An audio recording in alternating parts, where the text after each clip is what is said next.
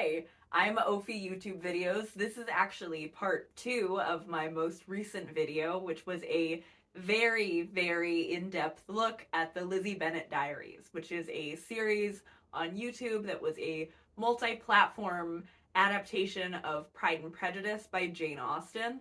Again, I've already made a video that's about 3 hours long if you would like more information about that, but you don't have to have watched that or have any prior information in your head at all about Pride and Prejudice or the Lizzie Bennet Diaries to understand what's going on in this video, because I spent a lot of time talking about the choices that I love, the things I really like about this show, and then I realized that it would kind of put a damper on things to talk about this complicated legacy in the middle of praising these people who don't have anything to do with the negative parts of what I'm about to say. Basically, this video got split into part 1, I love the Lizzie Bennet Diaries and the people who worked on it who loved it, and part 2, the murder mystery that is why we never got more Lizzie Bennet content even though we could have and should have.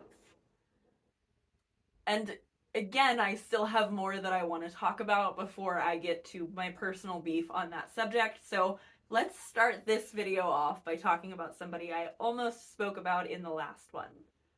He would have come up when I was talking about a plot point in the show that revolves around the main character and her friend and sisters going to VidCon.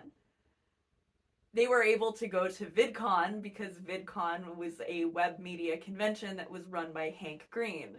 And Hank Green was already involved with the show because it was his idea. So I wanted to do something that no one had ever done before, an adaptation in online video. Taking a previous work and transferring it into this new media. I don't know of any examples of this happening. And of course, I don't have time for this. But here I am doing it anyway. Hank featured on Ashley Clements's podcast, which in itself, as she has noted in her comment section and in the videos itself, says something to the degree of which he can be implicated in a lot of what ended up happening.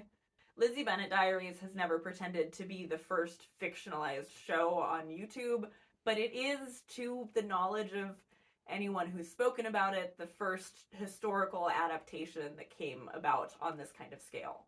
Another thing that differentiates the Lizzie Bennet Diaries from other fictional YouTube series is that it does take place across multiple channels. Of course, you can get enough of the full story by just watching the 100 episodes in Lizzie's point of view, but there are all of these other characters coming in and out, and that in particular seems to be what Hank was really interested in exploring with this. So he liked the idea of picking something that was already in the public domain, and this was before he was writing books. In retrospect, I do find that a little bit funny. He didn't really feel qualified at the time to keep running forward with this project and wanted to outsource it to other writers. I don't think that it's a bad thing at all that the writers who ended up writing the Lizzie Bennet Diaries ended up being the ones taking the helm on it, with the exception of the executive producer that I'm getting to. But I do think that Hank was responsible for a lot of the initial adaptations that I really like that happened to modernize things. He says that he was kind of an expert in it because it's his wife's favorite sick day movie. He wanted to invest an amount of money into a project and have something experimental and cool come out. And obviously the Vlogbrothers have been situated on YouTube for a really long time. This is all a really natural escalation of what he was doing around that time in 2012, 2013. Hank said on Ashley Clements's podcast that of all of the things that he's done, he's used to being known now as the SciShow guy or the YouTube guy, and that of everything, Lizzie Bennet Diaries tends to be what people are the most surprised to hear him in association with. And that's because he very quickly, into financing this project and realizing his own feelings of limitation in telling the story, passed off a lot of the actual operations of the story to Bernie Sue.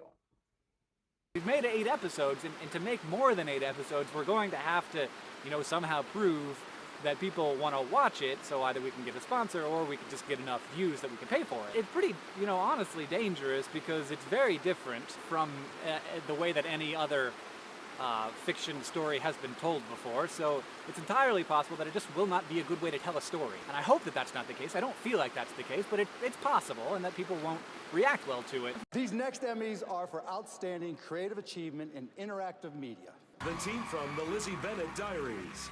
What you're about to see, this is a roughly 15-minute presentation. That is the presentation I gave to the jury at the Emmys. So this is literally the Emmy-winning presentation. So I'm going to start it off. So Lizzie Bennet by the numbers, just like the video you just saw. Popping in just real quick here, we do have some more clips that I want to show you about this situation, but I just want to reassure you, I'm not making you watch 15 minutes of this man do a PowerPoint where he's self-aggrandizing. I just really have some strong feelings about him saying that what he's presenting is literally the Emmy Award-winning presentation, because the Emmy Award that the Lizzie Bennet Diaries won was for the interactive media component of the series. That's something that Bernie is highlighting in his spreadsheet here, but he's not being as upfront as somebody like Ashley Clements on the Lookback Diaries podcast, who can tell us things like that Jay Bushman, who actually was running the social media accounts, coming up with campaigns, who pitched the adaptation of Lydia's elopement into revenge porn in the first place before it had been shaped into that. Jay Bushman did really, really amazing work. The work that escalated this from a show that was uploaded onto YouTube that wouldn't have been taken seriously by anybody to something that Bernie Sue can make a PowerPoint presentation about and ask for an Emmy for. They got their Emmy because of the cast and the crew and the writers, and because of Jay Bushman, who went without a salary at the beginning of production because he was working a full-time job and was so passionate about the Lizzie Bennet Diaries that he wanted the money that could have gone to him to be invested into the project. That doesn't come up while Bernie is talking about all of the many, many different streams of revenue that the Lizzie Bennet Diaries had just within its first year. We had a Kickstarter, which I'll talk about more, that did $462,000, and our audience, that I know who we're talking to, 90% females, 10% males. We did a Kickstarter. We didn't know if DVDs would sell for a web series that's available for free online in perpetuity. I texted Hank and said, Hank, I clicked launch. I'm going to drive into the office. It's going to take me an hour. Can you tweet about it? And he tweets about it. I just want to say I'm Hank Green, and I am extremely grateful. I'm grateful to all the people who helped make Lizzie Bennet such a success, including, of course, you, the supporters. But I'm also extremely grateful to all the people who helped create this thing on a shoestring budget. The way that the internet works right now is you have to get millions and millions and millions of views to get enough money just to pay one person like a living wage at all. 40 plus billion views across YouTube. The business, it's a business. We will, show business, tech and everything that. You guys see the monetization. Lizzie Bennet Diaries is a web series that has 5 revenue streams, and here they are. Advertising on YouTube, AdSense. An ad plays on YouTube, we get a cut. Number 2, merchandising. You see at the bottom here, poster, teacup, journal. 3, affiliate marketing, integration. What this is someone wears a dress, we link to the dress, we get a cut of this dress of the sale. Number 4, DVDs, which is this Kickstarter here. And so we did not pay anyone well to be a part of this. We didn't. They did it because they love Jane Austen and they love web video and they were excited about this project, but that doesn't mean that I don't feel bad about it. Any of the proceeds from this Kickstarter, beyond the cost of the DVD and the cost of the new little series that we're about to do, I'd like to treat those as royalties for the amazing writers and cast and crew who helped make this thing real so that they could actually benefit from its tremendous success, which so far they really haven't, like financially anyway. The legacy of Lizzie Bennet Diaries is a scripted narrative and serialized web series profitable within 1 calendar year. And so it crossed the goal. I literally watched it cross the goal, like just watching the money go, watching the money go, watching the money go, watching the money go.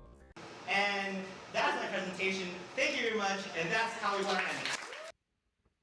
This is a pattern that I've seen a lot in what I've seen of Bernie Sue's keynote speeches that he was given. Bernie gave a lot of speeches like this about the new and novel transmedia experience that had been put together by the team that he was overseeing. And not a lot, or any of the ones that I've seen, have been really bothered with sharing credit where it's due. And that's something that carries through as well when Bernie Sue has a handle on some finances. And like, because Bernie has exploited small YouTube creators before, just like, this is all alleged in my opinion based on the facts as they have been reported in my vicinity. I'm not making speculations or direct allegations. And also, even if he did want to sue me for reporting on him being a scab, I got nothing to take, bro. You can check out my coffee if you're interested. We can talk more about that later. So, continuing on here. I have already very highly suggested in the previous video, and I will do it again right here and now. Please go watch Ashley Clemens' podcast. You're gonna get a way more full picture of what this looks like and how it affected everybody than you're gonna get from me. And also, we should be supporting her because she got paid pretty much nothing compared to how much money was brought in from the show, from those streams of revenue Bernie was talking about, and from the over $400,000 that the Kickstarter amassed above its stated plan that didn't get fairly paid out to the actors. Ashley has a lot of really valuable information, both just from her behind the scenes perspective as well as some internal documents that she said confirm some issues that I'm going to tell you about later with their whole bonus structure, because they did make a version of that public at one point down the road. I just want to talk about what this Kickstarter was for a second. The stated goal of this Kickstarter was for a run of DVDs. As Bernie said in his speech, the show is still available on YouTube in perpetuity. This DVD set wasn't because people were clamoring for physical media. It was because it was the first way, with the exception of watching the videos and turning off your ad blocker or buying merchandise that conveniently happened to not feature the actors' faces, because you don't have to pay royalties on the likeness if it's a drawing, rather than putting their actual faces on it, even though they themselves were, I don't know, wearing their own clothes in the show, maybe. Doing their own hair, some of them doing their own makeup. Characters that were them. Characters that they were only being paid for one day of filming per month, and were allegedly, apparently, being discouraged from being open about what that filming schedule was like because Bernie thought that it would ruin the magic. I'll tell you right off the bat, I don't know what people's career trajectories are or could be, right? But I will say that maybe the pressure as a young actor who was trying to make it and who was performing in a passion project that they really cared about, the pressure to act as if that alone was sustaining your financial goals might have made you look a little bit less appealing to people who might have been looking to cast you in something, who might have seen you in that and been like, oh fuck, they're only busy one day a month, let's snatch them up. I don't know. I can't make that, like, clear of a thing that I hold against Bernie, but I do think that it's detrimental to your actors to pretend like you have any kind of authority over their pay transparency. You don't.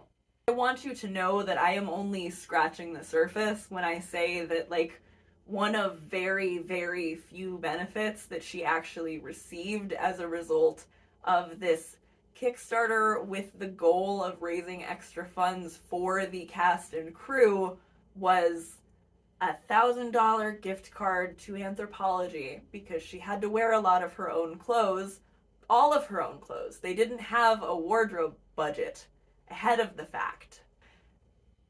it's shady, right? Like, it feels like the same kind of tax write-off that I don't have enough money to understand, like the whole Wile E. Coyote thing. Like, I'm sure that it was easier for him to not just let go of his money and kiss it goodbye the way he would need to if it was a bonus, if he was able to say, oh, this was a costume budget expense for Pemberly Digital or whatever.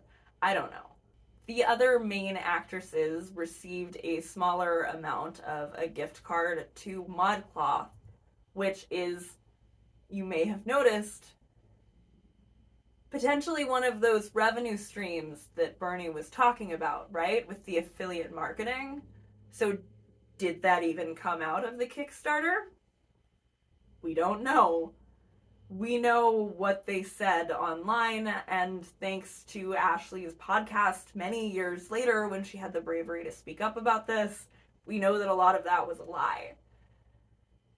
So let's look at that. Very quickly, as those numbers started climbing, Bernie said that they were going to do more with that money, that he felt a responsibility to do more with that money, more features on the DVD, better, whatever. And I do remember him saying that Hank never should have said that the extra money would all go to the cast and crew, but he did. Even though there were already promised perks and benefits, once the money had been pledged, Bernie started looking at that money as something that he could spend on making the DVDs better.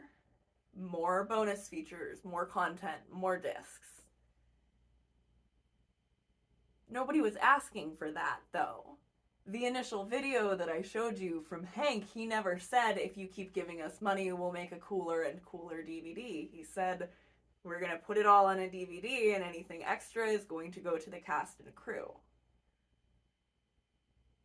But Hank had stepped away from majority controlling of the Pemberly Digital, whatever this idea that he had turned into. I don't know what the process is of that going from Hank's idea and Hank telling Bernie Sue about it and everyone getting hired. I don't know at what point it stopped being Hank Green's call what happened to the money.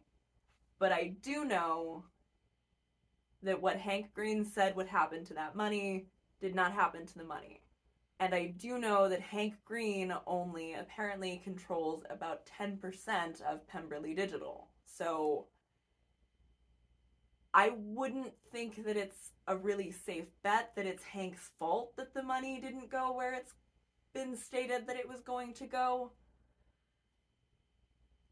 This is something that is discussed enough on Ashley's podcast for me to feel safe kind of summarizing it, as well as, like I said before, Hank was invited to be a guest on the podcast. They didn't really get into any of this in the versions of the episodes that I watched on her YouTube channel. So as far as I know, they didn't really discuss much more about how that happened. But we would have heard about it by now, right? If Hank Green wasn't putting his money where he said he was putting it. I mean, I don't want to give people too much of the benefit of the doubt, and what happened to the people who worked on the Lizzie Bennet Diaries really sucks. I wish that Hank Green had kept his, focus on what was happening to that money after he made that promise, or if he didn't know that he was able to do that, he shouldn't have made that promise. He's not off the hook on that particular part, but I really don't think, with the publicly available information we have about how other fundraisers and things have gone, that it's fair to lay the blame for that on Hank's feet. If more information comes up and I'm wrong, I will come back and tell you, but that's my read on the situation. I think maybe he did it without Bernie's permission to push the matter because he assumed once it was publicly promised it would stay that way. But it didn't. Because this new pie chart that was released for the final breakdown after all of the Patreon money had come in, the original amount they expected to spend on everything had ballooned completely out of proportion with how much extra money came in. At the end of May, which was a little over a month since the Kickstarter had ended, we got an email from our producer, Jenny Powell, letting us know that the first wave of checks had been mailed. And that first wave of checks was based on what we had made during the entire life of the Lizzie Bennet Diaries. Whatever we had been paid for the year plus that we were working on the show was the amount of our bonus, basically doubling what we had made thus far on the show. And you can see how a business brain would get there, right? Big boy business brain gets a ton of money that he doesn't want to share. And he looks down at all of the people who he didn't share his big batch of money with very well, and he says, well, it's a 100% bonus if I give them the same amount of the peanuts that I paid them before. And they're not going to complain about it because it's the amount of peanuts that I paid them for an entire year. So that's what he did. But when we're talking about these cast and crew bonuses, you need to know that I got more money than anybody else. Ashley breaks it down much, much further on her podcast, of course, but over the course of the year that she was Lizzie Bennet, she was paid only for the days that they actually filmed. Not for rehearsal, not for things that she was doing on her own time to develop the character, just for that one day where they would come in and people would come in and out, and Ashley would sit and film for like 12 hours because she is in every single episode. The weight-bearing load, really. You don't buy into anything about the Lizzie Bennet Diaries if not for Ashley Clements.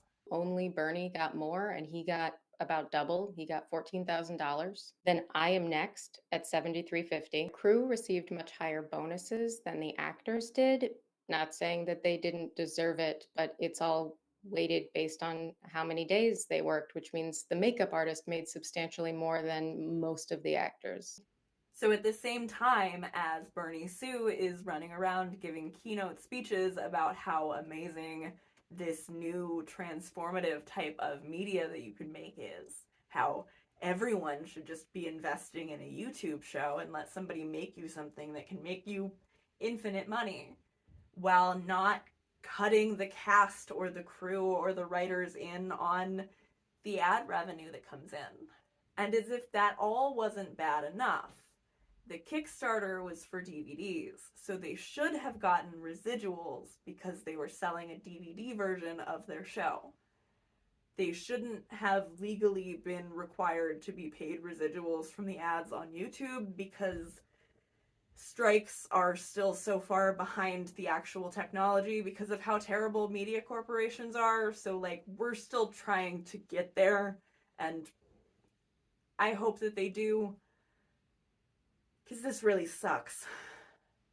They were supposed to finally be able to get some residuals from the show for the DVD sales, and they were told that that would also come out of this big Kickstarter pot, so hold tight for that and they'll hear more about it later. They didn't for years. Again, check out Ashley Clements' podcast for more of the specifics on how that shook out, but literally years. And not just years, but an entire claim that they had to go through with the union to try to get these dues actually paid out. Total that I received from the Kickstarter in 2013 was $9,298. But it remains true that the next highest paid actor, all in, got less than half of that, and the numbers only go down from there, such that some people with all the money combined are still looking at a few $100s. This was a passion project that the people who were passionate about were encouraged to pretend was entirely profit motivated. And then once that profit came in, maybe as a result of presenting itself as if it was profitable to begin with, the people who were passionate about it weren't cut into that profit. It makes me makes me feel like I am losing it a little bit.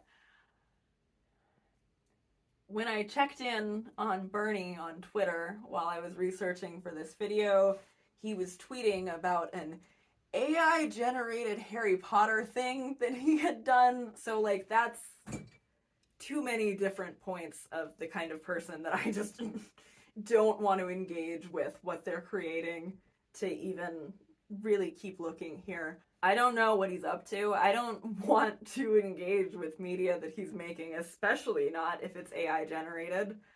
And I hope that whatever he's doing in the future doesn't end up with creatives who actually want to do anything as cool as the Lizzie Bennet Diaries, shackled to this kind of profit motivation. It's gross.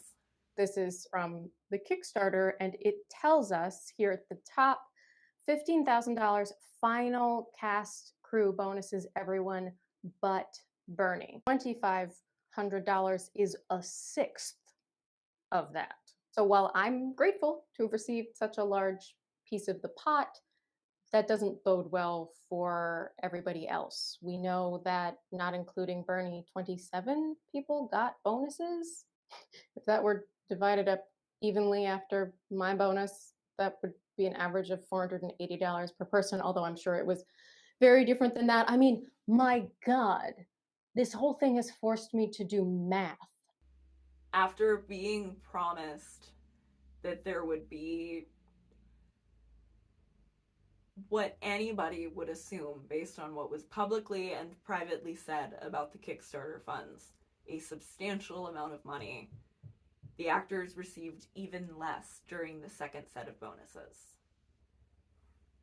And the thing is that Ashley is incredibly generous in the way that she tells these stories, in her decision that she made a long time ago not to get mad about these things. But it makes me mad. She's still, even now, grateful and clarifies, like, yes, that's a nice amount of money to get, but when it's compared to what was raised and what it was raised for, my God, how did they get away with that? And it's not even the only thing they got away with, because in addition to that, and to not paying those union residuals that were required by law, because the Lizzie Bennet Diaries was a union production, Bernie Sue found another revenue stream years and years after the fact. I don't know how this man doesn't have like a huge grifter reputation already. This is another story that you need to get directly from Ashley to have more information about, because it is complicated and confusing and bewildering, and she and her partner understand much more about the ins and outs of this than I do to even summarize it. But the Lizzie Bennet Diaries finished, done, wrapped up before Emmy's season 2013. And then about 5 years later, it was on TV. None of the actors knew that it was on TV. And if whoever watched it on TV didn't already know it from YouTube, nobody who watched it on TV would have known who any of the actors were. Because Bernie Sue sold the entire catalog of Lizzie Bennet Diaries, Emma Approved, and Frankenstein MD to a streaming company, like a television, actual cable streaming company, which further complicates the fact that he already owed residuals for the DVDs. And the version that he gave them, he said, go ahead, recut this into half-hour episodes, do whatever you want, go crazy, didn't give them credits to air with the show. So the show would air in a half-hour format without credits for the performers or the writers who had written chunks of episodes that were now being smushed together to fit something into a time slot around commercials and was originally 5 minutes. Nobody even knew that this was happening until it was being tweeted about and they were being tagged in it. Allegedly, this entire deal was for a few tens of thousands of dollars.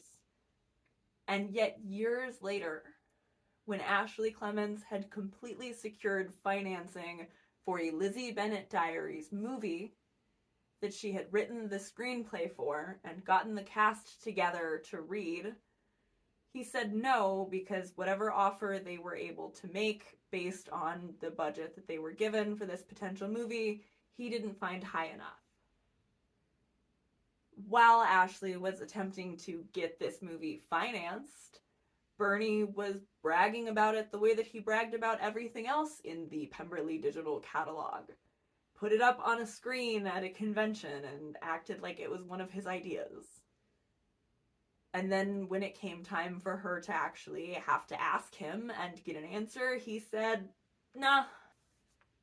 It's gotta be because he holds a grudge for the fact that the cast stood up for themselves, that they went through their union as they should, even though they were bullied and told that they should have gone directly to their boss, which is not what you do when you're in a union. That's the point of the union. Allegedly, Bernie Sue has said that the only way that anybody gets to see a Lizzie and Darcy wedding movie is if he gets $1 million.